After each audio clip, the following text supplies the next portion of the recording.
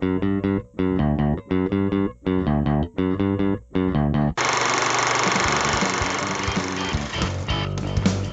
to Film Strip.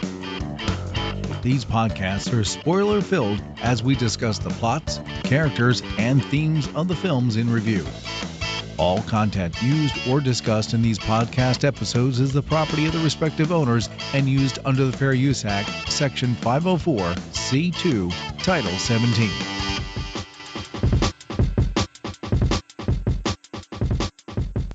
Welcome to Film Strip. I'm Jay. I'm Ron.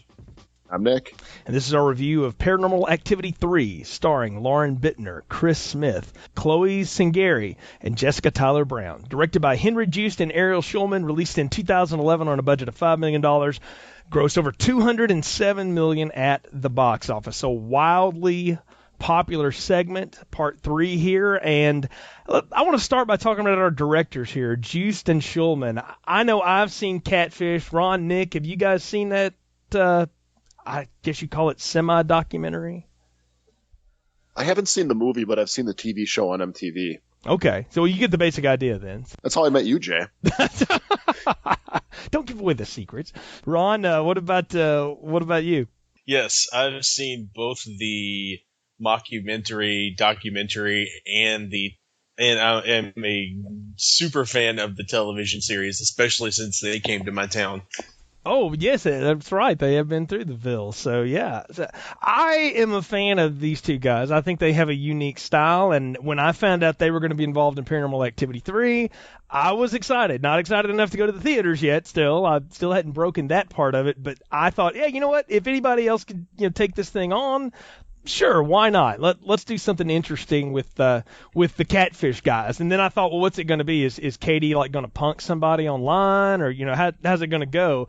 I had no idea they were going back to the 80s with this. I mean, I'm also realizing that I'm old now, and that the 80s is considered going back in the day.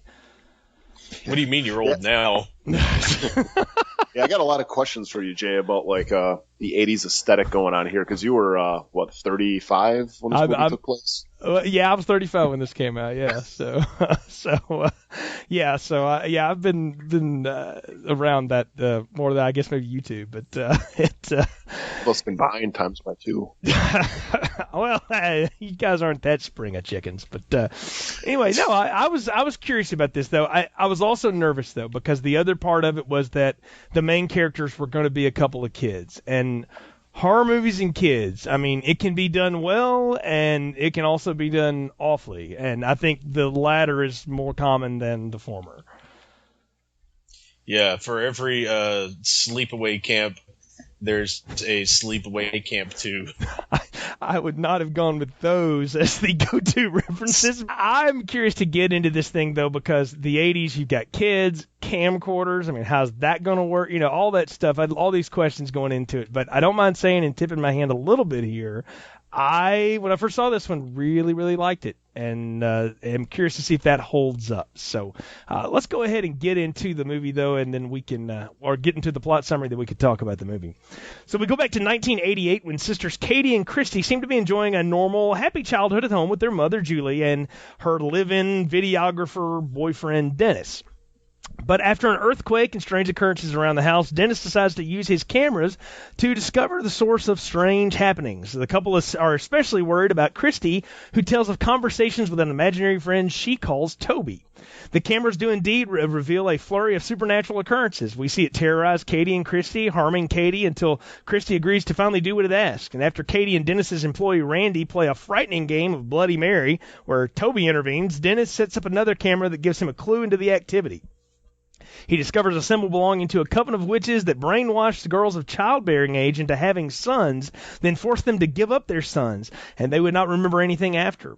Julie dismisses his claim, and however, more paranormal activity convinces Julie to finally give in to Christy's wish to take them to see grandmother Lois. And one night at the house, Dennis is pursued by older women, presumably of the coven, and when he rushes in to find Julie, her limp body levitating and hurled at him from the stairs. Dennis and Christy hide in the closet, and when they come out and find Katie crying by Julie's body. He approaches her, and a demon face growls at him, knocking him backward. And as he tries to reach Julie, Lois appears, and Dennis's body violently contorts, breaking him in half and killing him. And in the last scene, Lois tells the girls to come with her because it's time to get ready, and they presumably go upstairs to play with Toby as credits roll. And that is Paranormal Activity 3 in a nutshell, fellas. Now, maybe it's just my household, but when she started talking about her imaginary friend Toby, don't you think someone in 1988 would have made at least one Roots reference? I was curious as to where we came up with the name Toby anyway. And if I'm not mistaken, this is the first time we've heard that, correct?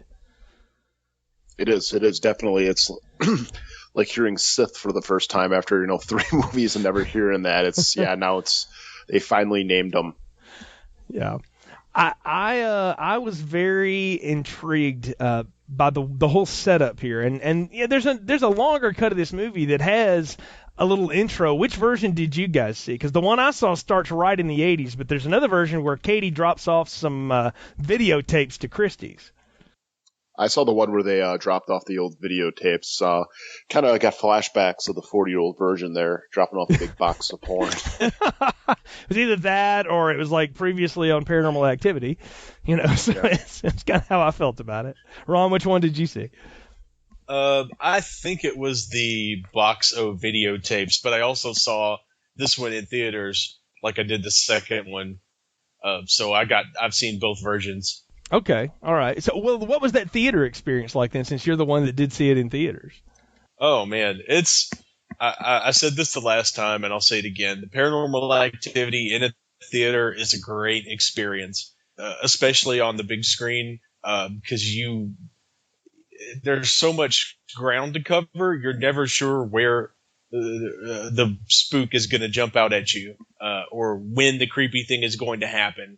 And, you hear people whispering, you see people pointing at the screen, you hear gasps when something happens. It's if you can see it in a big crowd, it really makes it a lot of fun. It may not add to the serious watching a movie experience, but it's definitely makes it a whole lot more entertaining. I could see this one being fun in a big crowd because I'll say now, I think this is the scariest one of all of them. I think this one plays the scares right and also has some of the most inventive uses of the camera. And to be a throwback movie, that's interesting to me. See how that goes. The thing that got the most audience reaction was the debut of the fan camera. Yeah, the camcorder on the fan. Yeah. The camcorder on the fan. Even as he was setting this up, people were talking amongst themselves like, oh, this is going to be good, knowing that it was going to come into play later, as all these things typically do. Oh, no, I love that part. I really do. Chekhov stand.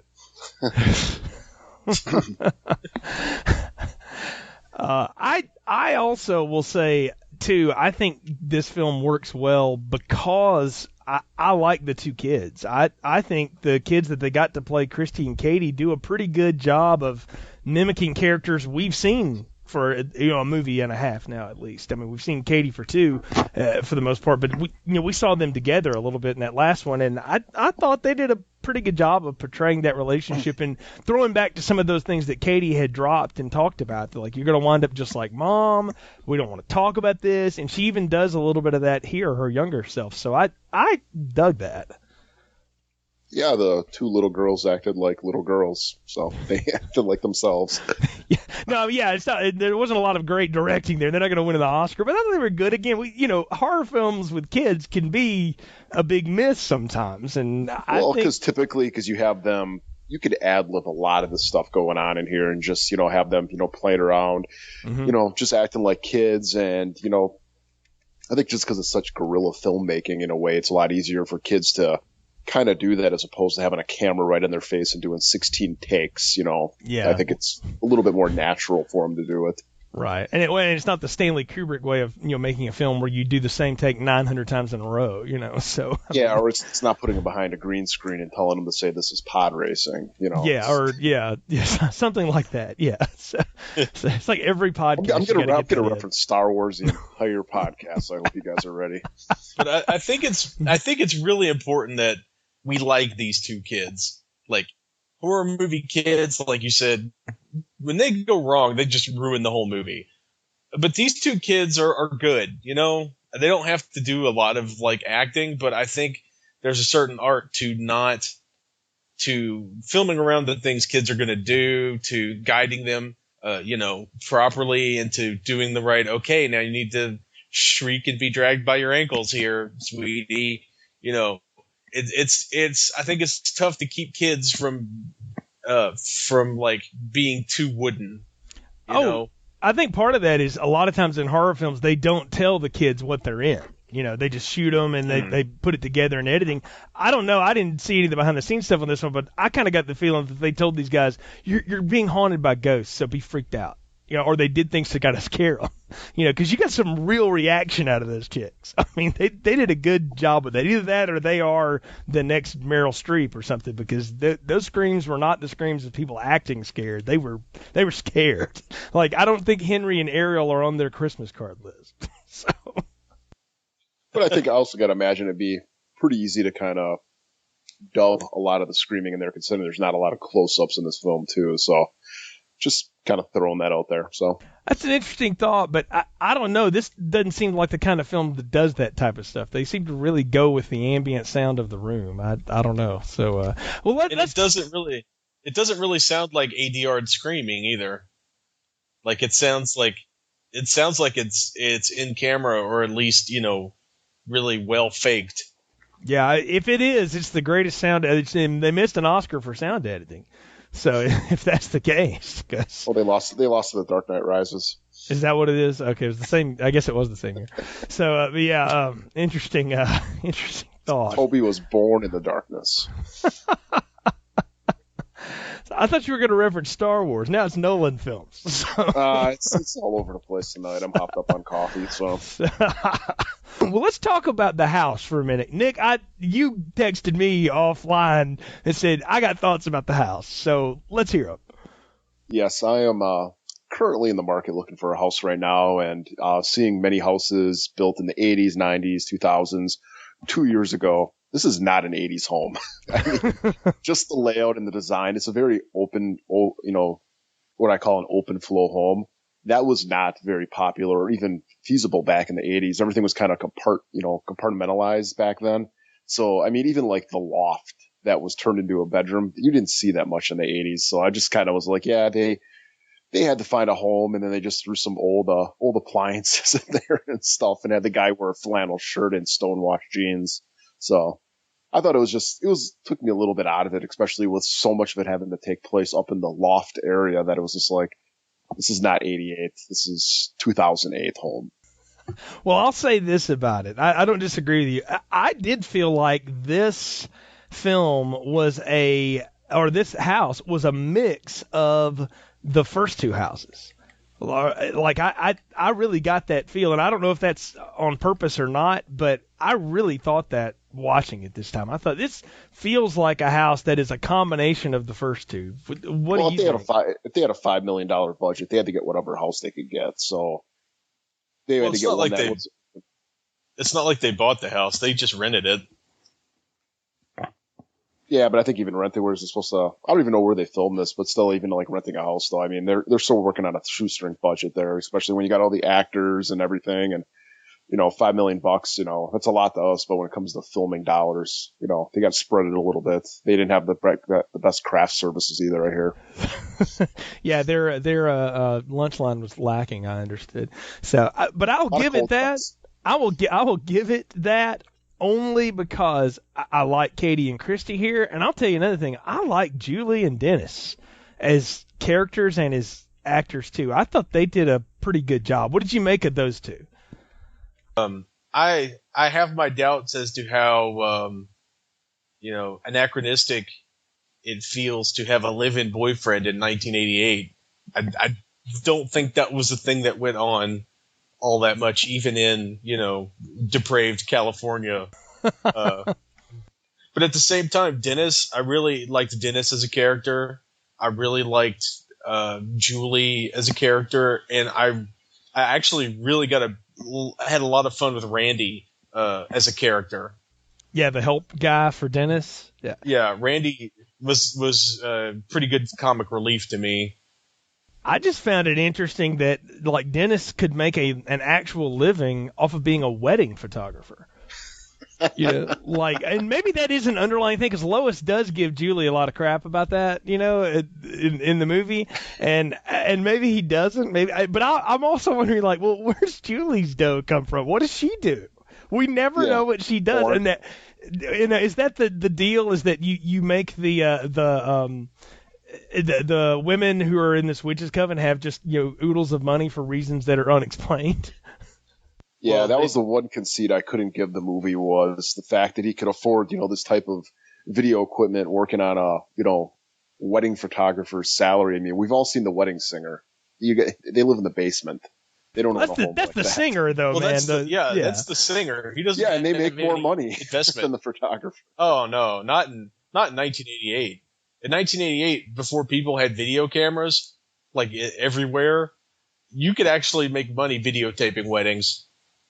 Yeah, I had a friend that did that, actually, not in the 80s, but the early 90s, and he made a good side bit doing that. So I could buy it somewhat, but I'm with you, Nick. He's not paying for that house. I think Julie's paying for that house. I'm pretty sure about that. As we discussed offline, I thought they kind of missed an opportunity here where, I mean, they could easily have set this movie up. It's in California. They could have just said this guy worked in the industry, and that could totally buy. Yeah, porn industry if you want. They're not in the valley. Some type of film. Yeah, I mean, but they could have done that where it could have been, okay, he's going to make a lot more money, and he's actually going to have access to all this video equipment. So I thought they kind of missed a little bit there. I thought they should have just took it one step further and had him working for it. And hey, maybe that's what this guy is. Maybe make him a sleazeball. Maybe make it that he is kind of in the, adult in the porn industry, the adult industry there, because he's obviously got a little bit of a kink for that. I mean, based on one of the first scenes that we see. And did you guys get the feeling that he was gonna show that video to his friend? No, not at all. I got off of that exactly what you're supposed to get off of it. They're smoking weed. They're having their little secret moment or whatever, and they decided to do what every couple in the 80s allegedly decided to do with the camera, right? It's like, don't show this to anybody, but of course they're going to go film it. Julie's all into it, too. That's the thing. Like, her protest is very, shallow. Like, clearly she's fine with that, so she didn't have any problem. They're going to throw it in a box. They're going to throw it in a cardboard box and put it in the closet. You let her daughter deliver it to her sister later in life? I don't know. So that would have been great if they would have ended with that. that had happened. We get a shot of the guy from last time, the teenage daughter would have found it with her boyfriend. What is this, Grandma? Yeah, exactly. So, and great grandma Lois, what are you doing there? Yeah. So anyway, but it does lead us to one of the cool early scenes, and that's that earthquake that interrupts all that, and you get that dust falling, and it's it does the cheesy ghost thing of it outlines something and then it goes away, and of course they find it later. I thought that was a well done shot and genuinely creepy. Yeah, I really like that shot too. I like that whole setup of you see. Well, to go backtrack a little bit, in the second movie, when Allie is doing her Googling of witchcraft, they discussed that the women would trade the souls of their firstborn sons for wealth and power. So that would be where Julie's money comes from. But she doesn't have a son. That's the thing, is Lois is all on her about, like, don't you want to have another kid? Don't you want a son? And she's like, no, two's plenty. Like, so I'm like, well, who's the son? Well, Lois is the one with the money and the power. Oh, okay. And she's supporting her daughter and her daughter's dumpy boyfriend, Bob Guccione. I guess so. I never thought about it like that Lois was the one supplying everything, but I called him Ugly John Stamos the whole movie. He did. You know what? That's a pretty good one. He also reminded me of he reminded me a little bit of what's the guy's name that played? He was on Jeremy Sisto. I was trying to say like he was on NYPD Blue and he was also Jesus once. Yeah, Jeremy Sisto. I got that off of him. You know, I You know who that actor reminded me of? Neve Schulman, the host of MTV Catfish. Ariel's brother. Ariel's brother. And the guy who is supposedly his life is about or something that happened to him online was the subject of the documentary, if you will. So, yes, yeah. the first catfish victim. But I was hoping that he'd have a man bun after a little bit of the movie. That hair of his. He kind of had like a Kid Harington thing going on. He did have a little bit of that too. You're right. Beyond that, though, I back to the earthquake bit and that scare. Did that work for y'all? I mean, did you like the dust falling on the ghost and stuff? Yeah, it was neat. I mean, it kind of harkened back to the first movie with like the talcum powder at the door and stuff, and like how, you know, it has some type of physical presence there, and you know, it was a nice callback to that. I liked it. I mean, convenient that of course the camera falls and aiming at it, but you know, I'll give it. It was a good scene. Oh, you know, the thing to me is I'm like, well, Toby's kind of freaky, you know, because he's just standing there watching, like he was at a good angle, you know. Yeah. So you're like, okay, come on, Julie, come on. Well, maybe it was like maybe he's the ghost from The Entity. I don't know if you guys ever seen that '80s movie. Oh, no, yeah. I haven't, but that's man, yeah. That's the plot of it, is that there's a horny ghost, and yeah, so that sounds about exactly like it. So yeah, that's the other thing too, the way they tried to dress Julie in very 80s. My wife is the one who reacted like, that doesn't fit her very well. Like, no, yeah, I guess women in the 80s were that. That's what she said, but it was funny. I think I wanted more like dark khaki, and then of course like remember like the rainbow stripes that you'd always see in the 80s. Yes, yeah. Where was that? I wanted that. Come on, that was big in the late 80s, and they did not have that, so I was disappointed. I was sitting here the whole time just like waiting for it, and I was just like ready to like jump up as soon as I saw the rainbow suspenders.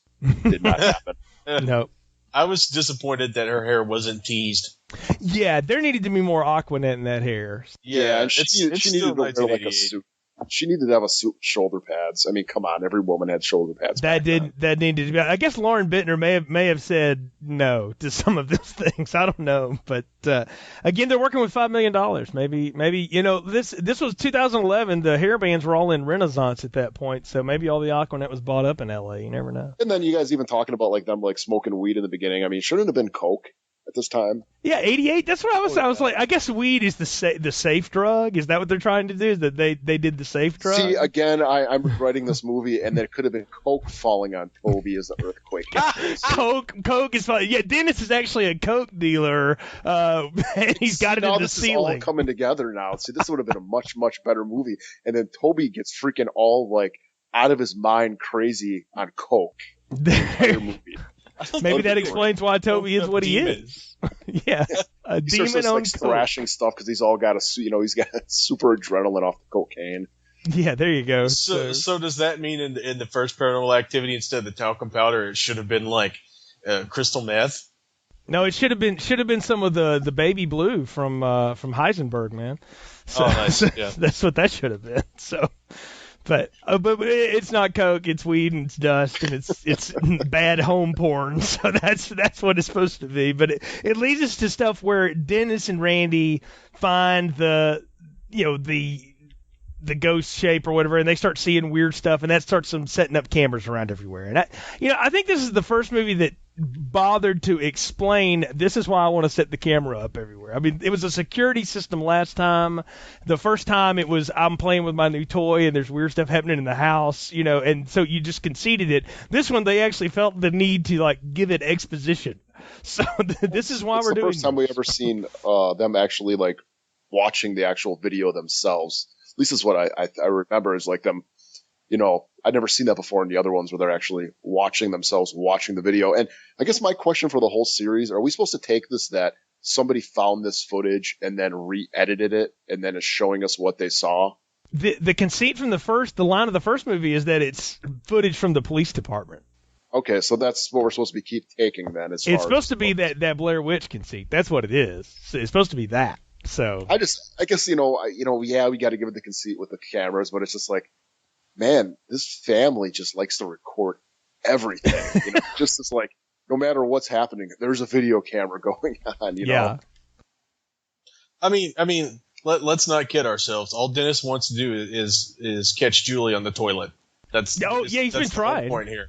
Exactly. And he does later in the movie. But boy, does she get him, though. I love when they're investigating weird sounds and she comes out of the closet with that freaking mask on. That was hilarious mainly because I can relate to it, because that is totally something my wife has done to me.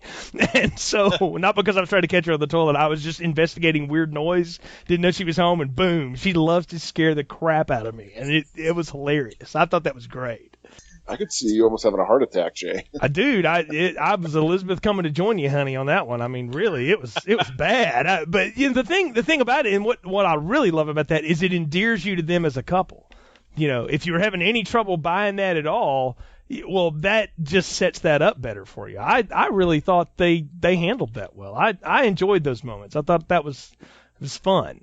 So, and it lightened the mood because it was about to get real weird. Yeah, that was great timing for a much needed laugh. I think that was about the perfect time to throw a little bit of humor into the situation.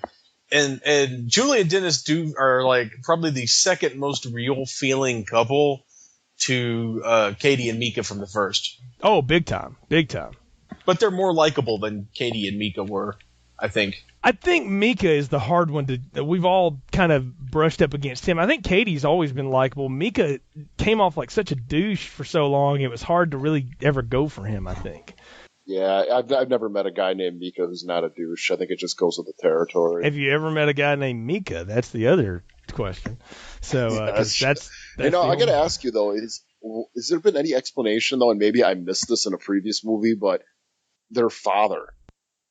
Do we know who their father is? Where is the male? Yes, no. There's no explanation. I'm glad you asked that because I believe he died in the Clone Wars. Is that what it is? Yes. Well, no, he was an excellent pilot. He was a good friend. Yeah. So they've made no explanation as to where their father is, and that's a theme in these movies: the lack of a father figure. I mean, it's everywhere in these things. And so even look, the last time the dad in that movie was, he was present, but he was also kind of a jump to conclusions, Matt, kind of dude, Well, it seems like there's actually no real male. There's been fathers, but there's been no genetic tie to any of these guys in the movies to actually the kids. I mean, even in the second one. Well, that was his kid. Yeah, that was his kid. I'm just saying, as far as oh, I guess, yeah, I screwed up right there. I mean, I guess. No, I get what you're saying. He is the father of that child, but he's not related to the most important child of the movie, which would be Allie. I mean, is that her? Excuse me, but she's not part of the bloodline, I think is what you're getting at. There's there's not any any biological connection between these. Well, there was the father in Hunter. I forget that. He was Hunter's father, I think. Right. Yeah, but that doesn't really count because Hunter was a baby. Right. He will have no memory of his father. Right. They have no, the men in these films are largely afterthoughts in a lot of ways, I think. I really feel that way. Or they're nuisances to be done away with. Mika, Dennis, I think that's what we're seeing here. And so I think this is just a statement on how men are no longer men and just completely useless now. Is that what it is? Are these guys trying to? I think it's totally a social commentary about the ultra feminism and how men have taken a back seat now. Things start to get strange though. Christy gets sick out of the blue, and so they have to take her to the hospital. So Katie and Randy end up hanging out together, and they've already set up this Bloody Mary thing because the girls do it earlier and nothing happens and they screw it up and you're like, no, they're going to go back to that. I know it's the Chekhov's Bloody Mary and Biggie Smalls. Biggie Smalls. That was excellent. But no, I really thought that the Bloody Mary scene with Randy and Katie is fantastic because it's Bloody Mary, Bloody Mary, Bloody Mary, dark, boom, something ate me. What is going on? I mean, that's when the movie turned really nasty and menacing. Total copying of Poltergeist there. Well, yeah, of course. I mean, this whole series is that. I mean, you could say that about any movie made after Poltergeist that dealt with. Yeah, but they should have dropped the line about that. I mean, Poltergeist was a pretty big movie in the 80s, and I think that came out, 85? 86. Yeah, somewhere along Yes. there. So yeah, so I could see them dropping a line about it in there maybe, but then again, it's almost better that they don't bother to acknowledge it. Like, no, we all know you're thinking that, but we're not going to say it. I have my doubts as to how many people in the target audience age group remember Poltergeist. Exactly. Yeah. We are not the target audience. We are a bunch of old men. Yeah. Yeah. This is not who this is appealing to. It's to the teenagers that are supposed to be the audience, that are actually the stars of the next film. Oddly enough, but no, I don't know. I like the conceit of the Bloody Mary and that they're going to play it, and what happens to Randy, and and his reaction is what's so great. He loses his shit over this, as you would and should, and he's like, I'm getting out of here. This stuff's weird. You need to get out of here. And of course, Dennis is all over that, but Julie's hearing none of it. And it only gets worse from there. Yeah, I loved Randy's response, and I loved how when he opened the door and screamed and then slammed the door and immediately turned to Katie and said, "It's okay, it's okay." That made me laugh because it was clearly not okay, and she heard you like shriek in terror. That's one of those examples of what I'm talking about. Like, they did something to scare that kid, and she's like, "I hate you all, Mommy. Where are you?" So, Yeah, we're gonna find out. Like they had the puppy on set, and they kept on putting a gun to its head or something. Yeah, right. So I'm Crier, sure the dog gets it. So, make it real, Katie. So come on, Chloe. So yeah. The one scene I do like though is with the babysitter in the poodle skirt. Yeah. When she's downstairs in the kitchen, and then the sheet appears, and then you can see a figure underneath it. It's obviously child size, unless Toby's a midget, which would be awesome if he was a lethal midget. By the way, I hope he is. And then they could cross it over with Phantasm. There you go. I'm thinking that episode of Are You Afraid of the Dark with like the cyber guy, the cyber midget. I don't know if you guys ever watched that show. Oh, but, yes. Yes, Yeah. I'm just thinking, how awesome would it be if he turned out to be a coke-fueled midget? You're still on this coke. It was dust, man. So I'm telling you, that's more like an episode. That's more like Leprechaun 8. All the stuff was all crashed everywhere. He was pissed. He wanted some coke. Well, that's the thing. Last time they set up the whole bit in the kitchen, right? With the we're gonna blow all the doors open and scare you to death. Now they just drop the whole kitchen on the floor. Woman walks into the kitchen. Where's all my stuff? And then it comes raining from the sky. That was amazing. I thought that was fantastic. Yeah, that was a phenomenal scene. I really enjoyed that a lot. That was one of my favorite scares because it lingers just long enough for you to be as confused as she would be, and then they have it perfectly timed when to drop the crap before you realize, oh wait, none of that stuff is there, and before you can expect it to come falling from the ceiling. It falls from the ceiling. It was really put together well. I think edited just the perfect passage of time for even the slowest person in the audience to realize, hey, where's all the crap from the table? Yep, and then it's gone. So no, I thought that was a fantastic scare and another great jump. So what'd you make of the bit with Christy talking to Toby? We haven't really talked much about her. We talked a lot about the Katie character. What'd y'all make of Christy and her imaginary conversations with Toby?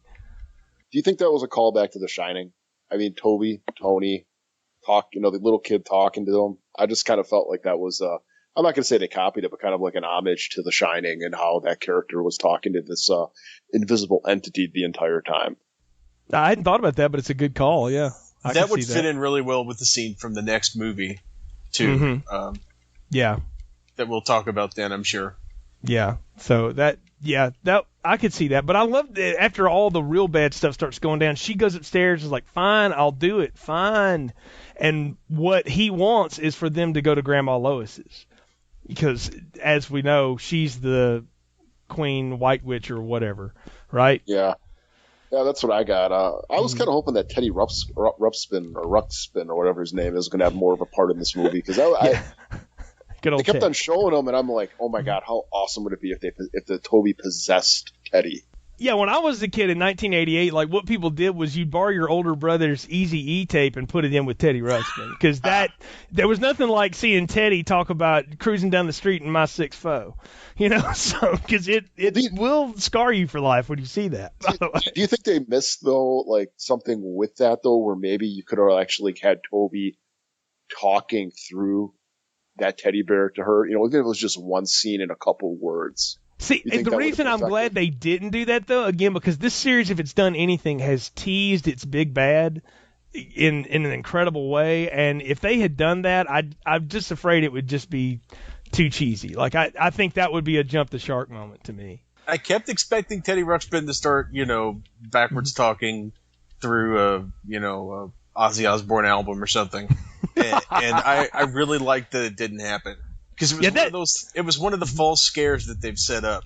They keep showing this thing, and I kept waiting for like its eyes to move or like something to happen with the Teddy Ruxpin. And but they could have done something though, really just real subtle, as maybe just had the doll had its thing and like his eyes quick moved or something and looked at him. I mean, just to kind of give a little bit of a jump. I don't know. I was expecting it the entire time, and I don't know. Maybe they could have put like Judas Priest in there, and it could. You guys have hit something. They did miss out on the Satanic Panic. Like that could maybe Julie should have referenced that. Like you got to stop watching Geraldo or something. Like that would have fit the times, because that was definitely 1988. I mean that was. I told you to stop playing Dungeons and Dragons, Dennis. Exactly, something like that. Dennis and Randy look like they definitely played Dungeons and Dragons in the basement. It's, with weed, and it would have ended with the Julie tape one night. Yes, you're correct. But we do get he would have totally owned a classic NES too. Now let's talk about the finale at Grandma Lois's, though. The way all that goes down, the reveal of the old coven and the hiding in the closet, and then the ultimate finish of it all. I mean, how did that all work for y'all? Because I find that, even now, having seen it a few times, incredibly frightening. I think it's one of the best sequences in any of these films. They really have saved the best for the end there. Now, was this in a subdivision, or was her house kind of off the beat path? I took that it was off the beaten path a little bit. Okay, because I was just like, if this isn't a subdivision, someone's going to notice that fire. Yeah. Well, they've got like a wall. It's like on like kind of an estate, because don't they have like a wall and like a privacy wall and gates and stuff? Yeah, it's definitely. It was a nice house. It was a very nice house. It's off by itself, that's for sure. During the finale, though, I just, I couldn't give it the conceit of him carrying around that camera the entire time. I know we have to see it. Yeah. But I just couldn't buy that. And this isn't like, camera phone. It's not like, the new camcorders that can fit in your hand. I mean, those ones they're big. Yeah. I mean, and those things are heavy too. I'm a big guy, and I'd have trouble carrying it around like that the way he was doing it. And I couldn't give it that he was going to keep on carrying this thing around or even record anything at the end. I mean, the reason I did is because he's had it the whole time, and I couldn't see him not doing it, Here's what I was thinking. Low light vision. Mm-hmm. Using the eyepiece to see through and not, fall over all the furniture. That was my assumption as what he was doing. Interesting. Hadn't thought about that, but that's an interesting conceit. Plus, this guy's had that night vision lens for like 3 years and has never used it except for maybe some sex tapes, and now he really wants to get it out of the bedroom. Is Julie dead, or is she just in a trance? What's happening there with her? I took it that she was in a trance. Okay. She's like in some type of ninja trance, because didn't she kick him down the stairs real hard? She gets hurled at him and knocks him over with a cross body, basically. Yeah, I wouldn't take it that she'd be dead. I mean, what would be the point of her mom killing her? I don't see why. I see she's probably been a part of this or something, even when at the ages of the daughters or something. And I don't know. I didn't think it that she's dead. I just took it that she was kind of possessed or underneath the control of her mom. Well, that's the thing is because Katie has said that before about do you want to end up like mom? And we have no idea what she's talking about. They've never answered that. And I got news for you. They don't answer it in either of the next two films we got to talk about. So we still don't know what that means. Maybe this whacks her out. I don't know. I mean, it's just, it's one of those odd things about these movies that isn't explained. But I wondered if we were supposed to think she was dead, because the first time I saw this, that's what I thought. I was like, oh god, she's dead too, and the thing just uses her body to knock Dennis down. See, I had assumed she was dead because she wasn't cooperating with Lois and wasn't having another child. Mm-hmm. And maybe she tried to get in between. She did try to resist Lois in bringing Christy and Katie over to Grandma's house to complete the ritual or whatever. I'd assumed she was not cooperating and thus had to go. But she could have also gone into some sort of Toby-based catatonia state and spent the rest of her life in the institution with Sarah Connor. Yeah.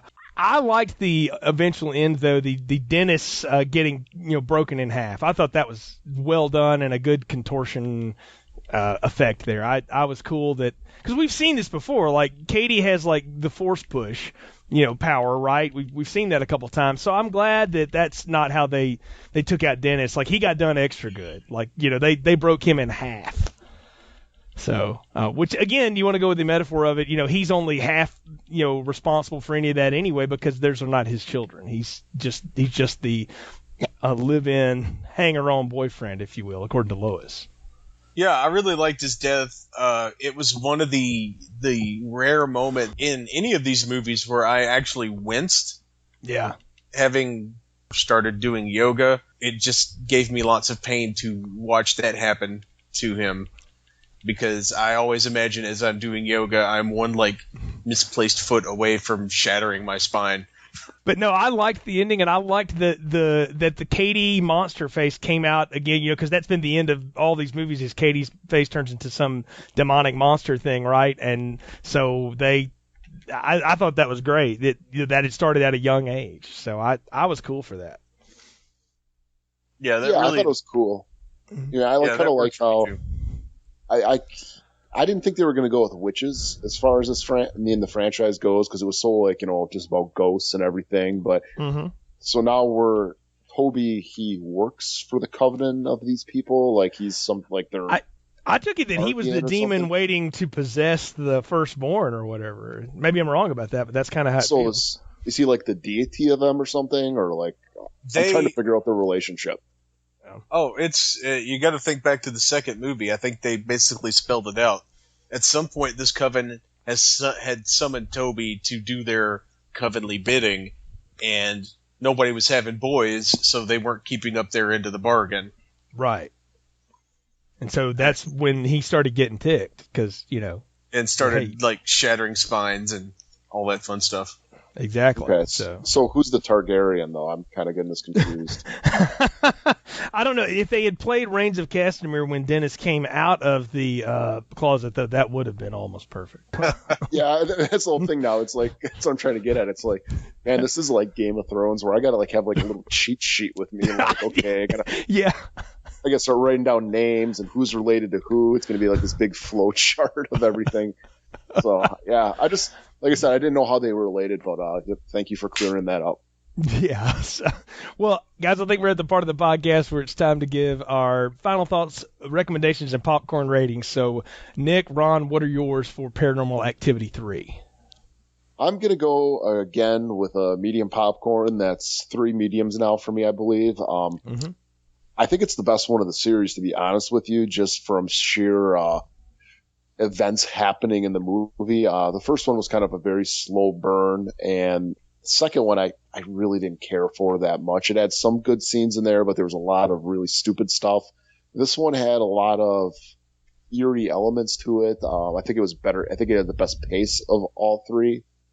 And to me, I think just how they started having stuff happen a lot quicker, and it escalated a lot more than what we saw in the other ones. So it was a much more fulfilling movie to me, but it still hasn't got to that large level yet. I don't know if it can, because I'm not a big fan of these found footage movies. I'm just going to put it out there. I am always big on story, and within the story is the setup and just the whole having the camera the entire time. I know it's something I got to give the movie, but I still can't go with it. I'm hoping that, between 4 and part 13, I think of the series goes to, that one of these will kind of give me like a more fulfilling setup in a way. But anyways, it's a medium popcorn for me. The biggest medium popcorn and a free refill or whatever you want to call it. It's definitely the best so far in the series.